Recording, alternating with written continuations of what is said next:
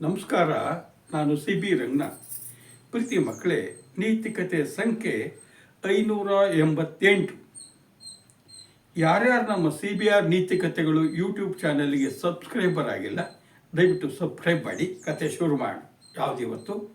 ನಮ್ಮ ಚಂದ್ರಗುತ್ತಿ ಪ್ರವಾಸ. ಪ್ರವಾಸ ಅಂದರೆ ಮಕ್ಕಳು ನಿಮಗೆಲ್ಲರಿಗೂ ಭಾಳ ಇಷ್ಟ.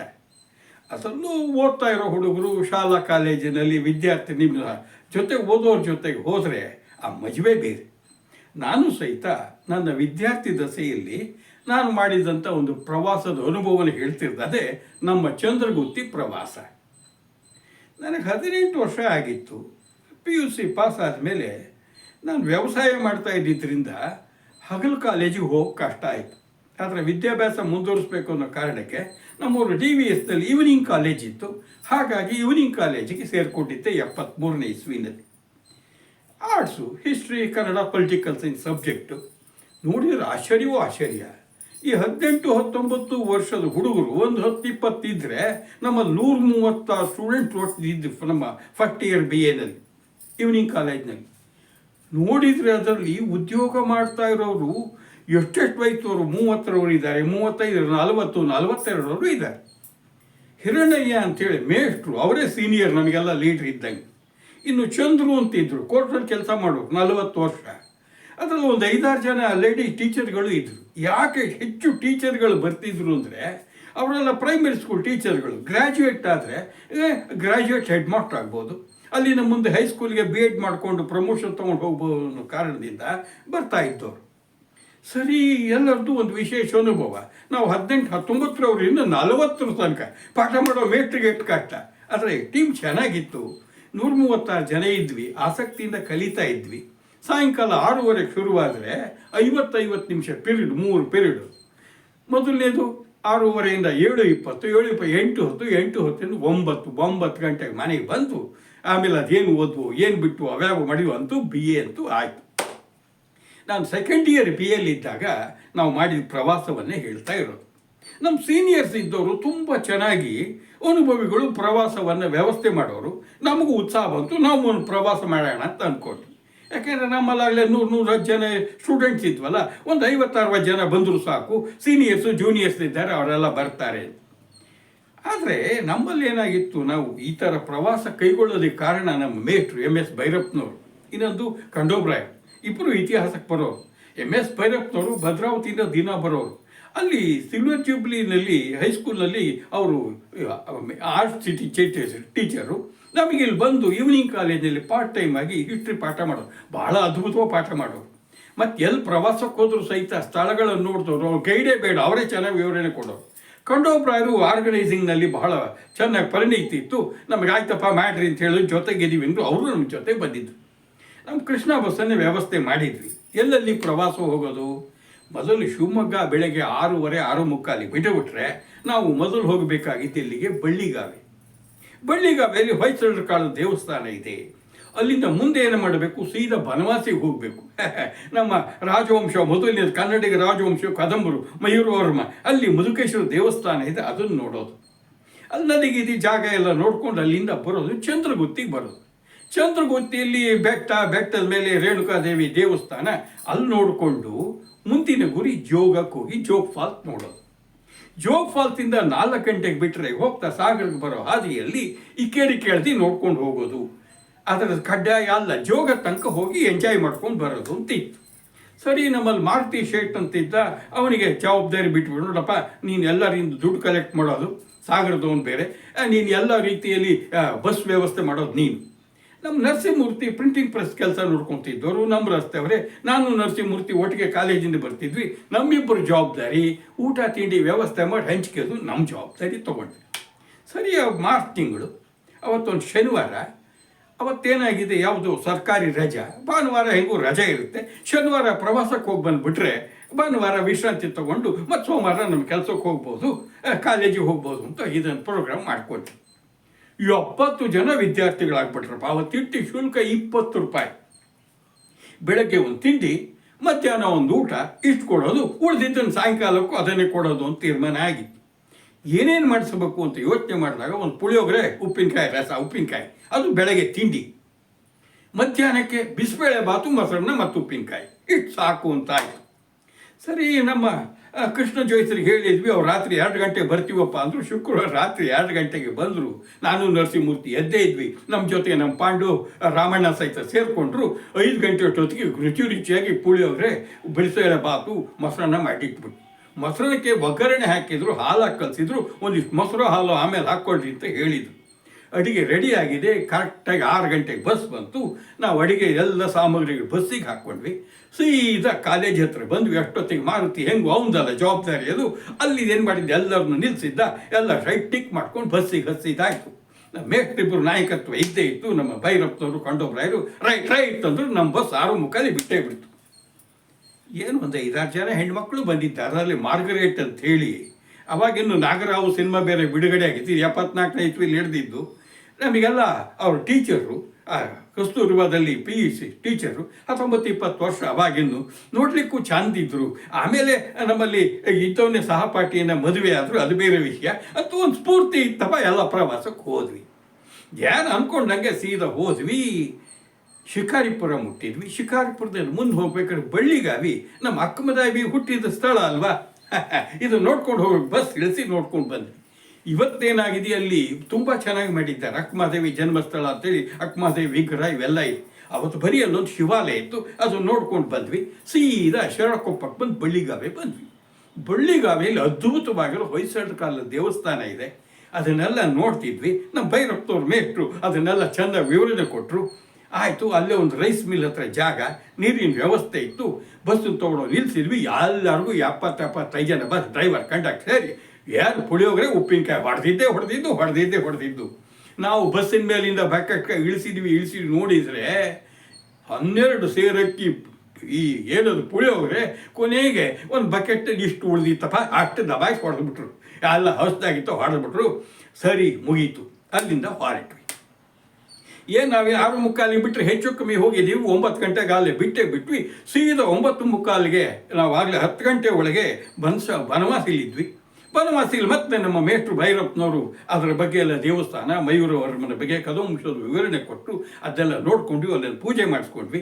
ಅಲ್ಲಿಂದ ಬರ್ತಾ ಹಾಗೇನೆ ಆ ವರದಾ ನದಿಯ ಸುಂದರ ದೃಶ್ಯವನ್ನು ನೋಡ್ಕೊಂಡ್ವಿ. ಅಲ್ಲಿಂದನೂ ಹೊರಟ್ವಿ. ಚಂದ್ರಗುತ್ತಿಗೆ ಬಂದಿದ್ದೀವಿ. ಇನ್ನು 12 ಗಂಟೆ. ಅಯ್ಯೋ, 1 ಗಂಟೆಗೆ ನಾವು ಚಂದ್ರಗುತ್ತಿ ಬಿಟ್ಟರೆ 2 ಗಂಟೆ 2:15 ಅಷ್ಟೊತ್ತಿಗೆ ಜೋಗಕ್ಕೆ ಹೋಗ್ಬಿಡ್ತೀವಿ. ಅಲ್ಲೇ ಊಟ ಮಾಡಿಬಿಡೋಣ, ಫಾಲ್ಸ್ ಎಲ್ಲ ನೋಡಿಕೊಂಡು ಸೀದಾ 4 ಗಂಟೆಗೆ ಈ ಕಡೆ ಬಂದು ಇಕೇರಿ ಕಾಳಜಿ ನೋಡ್ಕೊಂಡು ಬಂದ್ಬೋಣ ಅಂತ ಸಂತೋಷ. ಏನು ಹೋಗಬೇಕಾದ್ರೆ ಪಾಕ್ಲೇಟ್ ಇಟ್ಕೊಂಡಿದ್ವಿ, ಎಲ್ಲ ತಿಂತಿದ್ದೀವಿ, ಕುಣಿತಿದ್ದೀವಿ, ಕುಪ್ಪಳಿಸ್ತಿದ್ದೀವಿ. ಆ ಹಿರಿಯರಿದ್ರು ನಮ್ಮನ್ನು ಹಿಡಿಯೋಕ್ಕೆ ಇದ್ರಲ್ಲಪ್ಪ, ಯಾವುದೋ ಖುಷಿ. ಸರಿ, ಏನು ಮಾಡಿ ಚಂದ್ರಗುತ್ತಿ ಬಂದ ಮೇಲೆ ಬಸ್ಸನ್ನು ಎಲ್ಲಿ ತನಕ ಅಂದರೆ ಬೆಟ್ಟ ತೆಳಗೆ ತನಕ ತೊಗೊಂಡು ಹೋದ್ವಿ. ಎಲ್ಲ ಇಳಿದ್ರು. ಅಲ್ಲಿ ನೋಡಿದ್ರೆ ಒಂದು ಹೊಂಡ ಇದೆ. ಅಲ್ಲಿಂದ ಸ್ನಾನ ಮಾಡೋರು ಮಾಡ್ಬೋದು, ಕೈಕಾಲು ತೊಳ್ಕೊಬೋದು. ಮೆಟ್ಲಿದೆ. ರೇಣುಕಾದೇವಿ ದೇವಸ್ಥಾನಕ್ಕೆ ಮೇಲೆ ಮೆಟ್ಲು ಹತ್ಕೊಂಡು ಹೋಗಬೇಕು. ಸರಿ, ಕೆಲವು ನಿಧಾನ, ಕೆಲವು ಜೋರಕ್ಕೆ ಮಾತಾಡ್ಕೊಂಡು ಪ್ರವಾಸಿಗರು ಯಾವಾಗಲೂ ಸಹಿತ ಇಲ್ಲಿ ಚಂದ್ರಗುತ್ತಿಲಿ ಇದ್ದೇ ಇರ್ತಾರೆ. ಹೋದ್ವಿ ಮೇಲಕ್ಕೆ ಹೋದ್ವಿ. ಬೆಟ್ಟ ಗುಡ್ಡ ಇತ್ತಳೆ ಮೇಲಕ್ಕೆ ಹೋದಂಗೂ ಸಹಿತ ಸುತ್ತಲೂ ಗಿಡ ಮರಗಳು ನೋಡ್ಲಿಕ್ಕೆ 2 ಕಣ್ಣು ಸಾಲದು, ಅಷ್ಟು ಚಂದ ಇತ್ತು. ಹಕ್ಕಿ ಪಕ್ಷಿ ನೋಡ್ಕೊಂಡು ಹೋದ್ವು. ಕೋತಿಗಳು ನಮಗಿಂತ ಅವು ಇದ್ವು, ನೋಡ್ಕೊಂಡು ಟಾಟಾ ಮಾಡ್ಕೊಂಡು ಹೋದ್ವಿ. ಮೇಲೆ ಹೋದರೆ ಅದು ಎಲ್ಲ ದೇವಸ್ಥಾನಗಳ ಹಾಗೆ ನಾವು ನೋಡ್ತೀವಿ. ಬಳ್ಳಿಗಾವಿಯಲ್ಲಿ ನೋಡಿದ್ವಲ್ಲ ಆ ಥರ ದೇವಸ್ಥಾನ, ಮಧುಕೇಶ್ವರ ದೇವಸ್ಥಾನ ಅಲ್ಲ. ಅದಕ್ಕೊಂದು ಮೇಲ್ಛಾವಣಿ, ಒಂದು ಯಾವುದೋ ಒಂದು ಮನೆ ಇದ್ದಂಗೆ ಇದೆ ಅಷ್ಟೇ. ಅಲ್ಲೇನಾಗಿದೆ, ಬಂಡೆ. ದೇವಸ್ಥಾನ ಹೀಗಿದ್ರೆ ದೇವಸ್ಥಾನದ ಚಾವಣಿ ಮೇಲೆ ಸ್ವಲ್ಪ ಬಂಡೆ ಚಾಚ್ಕೊಂಡಿದೆ. ಹಿಂದ್ಗಡೆಯಿಂದ ಹೋದರೆ ಬಂಡೆ ಮೇಲೆ ಸಹಿತ ಹೋಗ್ಬೋದು, ಓಡಾಡ್ಬೋದು. ನಮ್ಮಲ್ಲೂ ಸಹಿತ ಎಲ್ಲರೂ ಕುಣ್ಕೊಂಡು ಕುಪ್ಪಳಿಸ್ಕೊಂಡು ದೇವಸ್ಥಾನ ದರ್ಶನ ಮಾಡಿ ಅಮ್ಮನಿ ಕೈ ಮುಗ್ದವ್ರು ಮೇಲೆ ಹೋಗಿ ಬಂಡೆ ಮೇಲೆ ಇಟ್ಕೊಂಡು ಹೊತ್ತು ಕೂಗ್ತಾ ಇದ್ರು. ಅಲ್ಲೇನಾಗಿದೆ, ಈ ಬಂಡೆ ಚಾಚ್ಕೊಂಡಿದ್ರೆ ಕೆಳಗಡೆಗೆ ಹೆಜ್ಜೆಯನ್ನು ಗೂಡು ಕಟ್ಬಿಟ್ಟಿದೆ. 2-3 ದೊಡ್ಡ ಗೊತ್ತಿಲ್ಲ. ಗಲಾಟೆಗೆ ಅದೇನಾದ್ರು ಕೆರಳ್ತು, ಅಥವಾ ನಮ್ಮಲ್ಲಿ ಯಾರು ಮೊದಲೇ ಕಪಿಗಳು ಕೊಲ್ಗಿಲ್ ಹೊಡೆದ್ರು, ಯಾರು ಬಂದವರು ಬೇರೆ ಪ್ರವಾಸಿಗರು ಗೊತ್ತಿಲ್ಲ. ಈಗೇನಾಗಿತ್ತಪ್ಪ ಅಂದರೆ ಕೆಲವರೆಲ್ಲ ದರ್ಶನ ಮಾಡ್ಕೊಂಡು ಕೆಳಗಡೆ ಇಳ್ಕೊಂಡು ಬರ್ತಾ ಇದ್ದಾರೆ. ನಮ್ಮ ಡ್ರೈವರ್ ಬಂದಿರಲಿಲ್ಲ, ಬಸ್ಸು ನೋಡ್ಕೊಳ್ಳೋಕೆ ಅಲ್ಲೇ ಇದ್ದ. ಕೆಲವರು ಇನ್ನೂ ಒಳಗಡೆ ಇದ್ದಾರೆ, ಕೆಲವರು ಮೇಲ್ಗಡೆ ಇದ್ದಾರೆ. ಇದ್ದಕ್ಕಿದ್ದ ಹಾಗೇ ಒಂದು ರೀತಿ ಆಕ್ರಂದನ, ಚೀರಾಟ, ಏನಾದ್ರು ಗೊತ್ತಾಗ್ತಿಲ್ಲ. ಆಕಾಶದಿಂದ ಬಾಂಬ್ ಹೆಂಗೆ ಬಿತ್ತರೆ ಏನಾಗುತ್ತೋ ಹಾಗೆ ಗಡಿಬಿಡಿ ಗಾಬರಿ. ಸುಯ್ ಅಂತೇಳಿ ಜೇನು ಎತ್ತು ಕಟ್ತಾ ಇದ್ದಾರೆ. ಎಲ್ಲೇನಿತ್ತು ಅಲ್ಲಲ್ಲಿ ಅಂಗಿ ಮುಸ್ಕಾಕೊಂಡು ಓಡಕ್ಕೆ ಹೋಗ್ತೀವಿ. ಯಾವ ಕಡೆ ಬಿಡಬೇಕು ಗೊತ್ತಾಗ್ತಿಲ್ಲ. ಗಾಬರಿ ಗಡಿಬಿಡಿ. ಮ್ಯಾಲಕ್ಕೆ ಹೋದ್ರೆ ಜೇನು, ಕೆಳಗೆ ಬಂದು ಅಟ್ಟಿಸ್ಕೊಂಡು ಬಂದು ಕಟ್ತಾ ಇದ್ದಾರೆ. ಈ ಬೆಂಕಿ ಗಿಂಕಿ ತಪ್ಪಿಸ್ಕೋಬೋದು. ಜೇನು ಯಾವ ಕಡೆ ಹೆಂಗೆ ಬರುತ್ತೆ ನಮ್ಮ ಹಿಂದಿಂದೇ ಬರ್ತಾ ಇದೆಯಲ್ಲಪ್ಪ. ಎಲ್ಲ ಓಡ್ಕೊಂಡು ನಾವೊಂದು 3-4 ಜನ ತೆಳಗೆ ತನಕ ಓಡಿ ಬಂದ್ರಿ ಕಚ್ಚಿಸ್ಕೊಂಡು. ಅಲ್ಲಿ ಯಾವುದೋ ಒಂದು ಮನೆ ಇತ್ತು, ಮನೆ ಒಳಗೆ ಸೇರ್ಕೊಂಬಿಟ್ರಿ. ಕೆಲವರು ದೇವಸ್ಥಾನಕ್ಕೆ ಹೊಡೆದ್ರು, ಅಲ್ಲೆಲ್ಲ ಬಾಗಿಲು ಹಾಕಿದ್ರು. ಅವರಿಗೆಲ್ಲ ಸ್ವಲ್ಪ ಅನುಭವ ಇತ್ತು ಅನ್ಸುತ್ತೆ. ಒಂಚೂರು ಅರ್ಶನಾಗ ಎಷ್ಟೇ ಎಲ್ಲ ಹಾಕಿದ್ರು, ಏನೇನೋ ಬಟ್ಟೆ ಹಿಂಗೆ ಅಂತಿದ್ರು. ಇದು ನಮ್ಮ ಕೆಲವ್ರು ಏನಪ್ಪ ಓಡ್ಕೊಂಡು ತೆಳಗೆ ತನಕ ಬಂದುಬಿಟ್ಟಿದ್ರು. ಇಲ್ಲೋ ಡ್ರೈವರಿಗೆ ಗೊತ್ತಾಯಿತು. ತಕ್ಷಣ ಅಲ್ಲಿ ಪುಳ್ಳೆಗಳಿಗೆ ಬೆಂಕಿ ಹೊಗೆ ಹಾಕಿಬಿಟ್ಟೆ. ಹೊಗೆ ಹಾಕಿದ್ರೆ ಏನಾಯ್ತಪ್ಪ, ಬೆಟ್ಟದಿಂದ ತೆಳಗಡೆ ಏನು ಬರೋದು ನಿಲ್ತು. ಬಸ್ನಲ್ಲೆಲ್ಲ ಕೆಲವರು ವಿಶ್ರಾಂತಿ ತಗೊಂಡ್ರು. 15-20 ನಿಮಿಷ ಆಯಿತು. ನಾವು ಅಡ್ಕೊಂಡಿರೋ ಜಾಗದಿಂದ ಬಂದು ನೋಡ್ತೀವಿ, ಮೇಲಿಂದ ಬಾಂಬ್ ಹಾಕಿದ ಮೇಲೆ ರಣರಂಗದ ದೃಶ್ಯ ಏನಿತ್ತು ಹಾಗಾಗಿದೆ. ನಮ್ಮವೇ ಅಲ್ಲಿ ಬಿದ್ದಿದ್ದಾವೆ, ಇಲ್ಲಿ ಬಿದ್ದಿದ್ದಾವೆ, ಅಯ್ಯೋ ಅಮ್ಮಮ್ಮ ಅಂತಿದ್ದಾವೆ. ಕೆಲವ್ರ ಮುಖ ಊದ್ಕೊಂಡ್ಬಿಟ್ಟಿದೆ, ಹನುಮಂತರಾಯನ ಮುಸುಡಿ ಆಗ್ಬಿಟ್ಟಿದೆ. ನಮ್ಮ ಸಂಚಾಲಕ ಇದ್ದಲ್ಲಪ್ಪ ಮಾರುತಿ, ನಿಜಕ್ಕೂ ಅವನು ಮಾರುತಿನೇ ಆಗ್ಬಿಟ್ಟಿದೆ. ಯಾಕೆಂದರೆ ಜೇನು ಕಚ್ಚಿ ಅವನ ಮುಖ ಹಿಂಗಾಗ್ಬಿಟ್ಟಿತ್ತು. ಒಬ್ರಿಗೊಬ್ರು ನೋಡೋಕೆ ನಗು ಎಲ್ಲ ಆಗ್ತಾ ಇದೆ. ಅಂತೂ ಯಾರ್ಯಾರು ಎಲ್ಲಿದ್ರು ಹೊಡೆಸ್ಕೊಂಡು ಹಂಗೂ ಕೆಳಗಡೆ ಕರ್ಕೊಂಬಂದ್ವಿ. ಅದರಲ್ಲೂ ಶ್ರೀನಿವಾಸ ಮೂರ್ತಿ ಇಂಥವರು, ನಮ್ಮಲ್ಲಿ ವತ್ಸಲ ಅಂತ ಇದ್ರು ಲೇಡಿ, ಅವ್ರ ಅಣ್ಣ, ಅವರು ಸಹಿತ ತಂಗಿ ಜೊತೆಗೆ ಪ್ರವಾಸಕ್ಕೆ ಬಂದಿದ್ದರು. ಅವ್ರು ಕ್ಲೀನಾಗಿ ಶೇವ್ ಮಾಡ್ಕೊಂಡು ಬಂದಿದ್ದರೆ ಮುಖದಲ್ಲಿ 10-20 ಜೇನುಗಳು ಕಚ್ಚಿ ಕೂದಲು ಏನಾಗಿದೆ ಆ ಮುಳ್ಳು ಚುಚ್ಕೊಂಡು ಅವರಿಗೆ ಹೊಟ್ಟೆ ಗಡ್ಡ ಬಿಟ್ಕೊಂಡಂಗೆ ಆಗೋಗಿದೆ. ನಮ್ಮ ಭೈರಪ್ಪದವ್ರ ಮೇಷ್ಟ್ರಿಗೂ ಜೇನು ಕಚ್ಚಿಬಿಟ್ಟಿದೆ, ತುಂಬ ದಣದು ಬಿಟ್ಟಿದ್ರು. ಎಲ್ಲರೂ ಕರ್ಕೊಂಬಂದು ಏನು ಮಾಡಬೇಕು, ಯಾರೋ ಹೇಳಿದ್ರು ನೋಡಿ ಅಲ್ಲಿ ಡಾಕ್ಟ್ರ್ ಇದ್ದಾರೆ, ಸರ್ಕಾರಿ ಆಸ್ಪತ್ರೆ. ಪಾಪ ರಜಾ ಆದರೂ ಸಹಿತ ಡಾಕ್ಟ್ರಿಗೆ ರಿಕ್ವೆಸ್ಟ್ ಮಾಡ್ಕೊಂಡು ಕೂಡಲೇ ಅವ್ರು ಬಂದು ಏನು ಹೆದರಬೇಡಿ, ಪಕ್ಕದಲ್ಲಿ ಆಸ್ಪತ್ರೆ ಇತ್ತು, ಎಲ್ಲ ಸೇರಿ ಪಾಪ ಕಾಂಪೌಂಡ್ರು ಬಂದರು. ನಮ್ಮವ್ರಿಗೆಲ್ಲ ಹೋಗಿ ಒಂದಿಷ್ಟು ನೋಡಿದರು, ಪರೀಕ್ಷೆ ಮಾಡಿದರು, ಏನು ಒಂದಿಷ್ಟು ಟೀಚರ್ ಹಚ್ಚಿ ಇದು ಮಾಡಿದರು. ಕೆಲವ್ರಿಗೆ ಇಂಜೆಕ್ಷನ್ ಕೊಟ್ಟರು, ಏನು ಹೆದರಬೇಡಿ ಅಂದರು. ಒಂದಿಷ್ಟು ಗ್ಲೂಕೋಸ್ ತರಿಸ್ಕೊಟ್ರು. ನಾವು ಗ್ಲೂಕೋಸ್ ತರಿಸಿ ನೀರು ಎಲ್ಲ ಕೊಟ್ಟು ಉಪಚಾರ ಮಾಡಿದ್ದೀವಿ. ಆದರೆ ನಮ್ಮ ಭೈರಪ್ಪನವರು ಮತ್ತು ಈ ಶ್ರೀನಿವಾಸ ಮೂರ್ತಿ ಅವರಿಬ್ಬರಿಗೆ ಸ್ವಲ್ಪ ಗಂಭೀರವಾಗಿದ್ದು, ನಮ್ಮ ಮಾರುತಿ ಮುಖ ಹನುಮಂತರಾಯನ ಮುಖ ಆದರೂ ಸಹಿತ ಹುಡುಗ ಇನ್ನು ಏನು ತೊಂದರೆ ಇಲ್ಲ, ಗಟ್ಟಿಮುಟ್ಟಾಗಿದ್ದ. ಈಗೇನಾಗಿದೆ, ಒಂದು ರೀತಿ ಇವೆಲ್ಲ ಆದಮೇಲೆ ಹಸು ಶುರುವಾಯಿತು.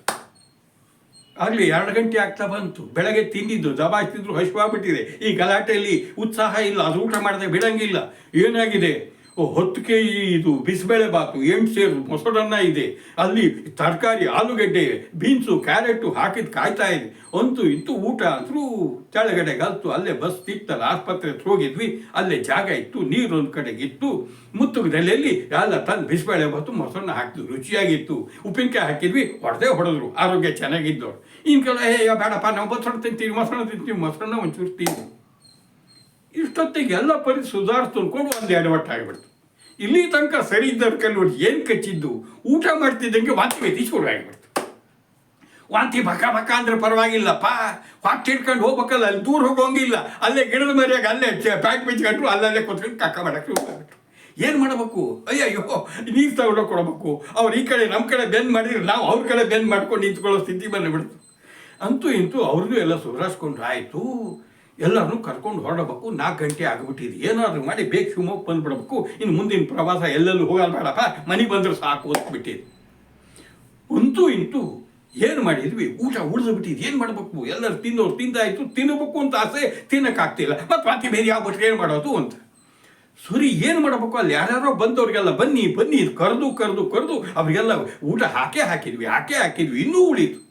ಆಗ ಪಾಪ ಯಾರೋ ದನ ಕಾಯೋ ಗೋಲ್ರೆಲ್ಲ ಬಂದರು. ನೋಡಿದರೆ ಸಗಣಿ ಹೊತ್ಕೊಂಡು ಹೋಗೋ ಬುಟ್ಟಿ ಇತ್ತು, ಅವ್ರ ಹತ್ರ ಏನಿಲ್ಲ. ಆ ಸಗಣಿನ ಆ ಕಡೆ ಹಾಕಿದ್ರು, ನಮ್ಮ ಮುತ್ತುಕದಲ್ಲಿ ಹಾಕಿ ಆ ಬುಟ್ಟಿ ತುಂಬ ಕೊಟ್ಟಂತೂ ಖಾಲಿ ಮಾಡಿದ್ವಿ. ಅಂತೂ ಈ ಜೇನುಗಳಿಂದಾಗಿ ನಾವು ಚಂದ್ರಗುತ್ತಿಯಲ್ಲಿ ನಾವು ತೊಗೊಂಡೋಗಿ ಅನ್ನದಾನ ಮಾಡಿ ಪುಣ್ಯ ಬಂದಂಗೆ ಆಯ್ತು. ಇಂತೂ ಎಲ್ಲರನ್ನೂ ಹಾಕ್ಕೊಂಡು ಅಲ್ಲಲ್ಲಿ ಗ್ಲೂಕೋಸ್ ನೀರು ಕೊಟ್ಕೊಂಡು, ಚಾಕ್ಲೇಟ್ ಪೆಪ್ಪರ್ಮೆಂಟ್ ಕೊಟ್ಕೊಂಡು ಸೀದಾ ಬಂದರೆ ಸಾಗರದಿಂದ ನಾವೇನು ಜೋಗಕ್ಕೆ ಹೋಗ್ಬೇಕಿತ್ತು ರಸ್ತೆಗೆ ಬಂದು ಸೇರ್ತು. ಅಲ್ಲಿಂದ ಸಾಗರಕ್ಕೆ ಬಂದ್ವಿ. ಅಲ್ಲೊಂದು ಕಡೆ ನಿಲ್ಲಿಸಿ ಹೋಟ್ಲಲ್ಲಿ ಎಲ್ಲರಿಗೂ ಕಾಫಿ ಕೊಟ್ಟು ಸುಧಾರಿಸ್ಕೊಂಡು 8 ಗಂಟೆಗೆ ಶಿವಮೊಗ್ಗ ಬಂದುಬಿಟ್ವಿ. ಎಲ್ಲರೂ ಅವ್ರವ್ರ ಮನೆಗೆ ಬಿಟ್ವಿ. ಎಲ್ಲರ ಪರಿಸ್ಥಿತಿಗಿಂತ ಇಬ್ಬರದೇ. ಶ್ರೀನಿವಾಸ ಮೂರ್ತಿ ತಕ್ಷಣ ಅಲ್ಲಿಂದನೇ ಅವ್ರು ಇಳಿತಿದ್ದಂಗೆ ಅನ್ನು ಶನಿವಾರ ಆಸ್ಪತ್ರೆಗೆ ಹೋದರು. ಡಾಕ್ಟ್ರ್ ಏನು ಯೋಚನೆ ಇಲ್ಲ ಅಂದರು, ಮತ್ತೊಂದು ಇಂಜೆಕ್ಷನ್ ಕೊಟ್ಟು ಮನೆಗೆ ಕಳಿಸಿದ್ರು. ನಮ್ಮ ಭೈರಪ್ಪನವ್ರಿಗೆ ಹಿಂಗೂ ಧೈರ್ಯ ಮಾಡ್ಕೊಂಡು ಯಾರೋ ಜೊತೆಗಿತ್ತು, ಅವರು ಹೋಗಿಬಿಟ್ರು. ಮಾರದಿನ ಭಾನುವಾರ ಬಸ್ನವ್ರಿಗೆ ಹೋಗಿ ದುಡ್ಡು ಸೆಟ್ಲ್ ಮಾಡಿ ಬಂದ್ವಿ. ಸೋಮವಾರ ನೋಡ್ತೀವಿ ಕಾಲೇಜಿಗೆ ಎಲ್ಲ ಬಂದಿದ್ದಾರೆ, ನಮ್ಮ ಮೇಷ್ಟ್ರು ಭೈರಪ್ಪನವ್ರು ಬಂದಿಲ್ಲ.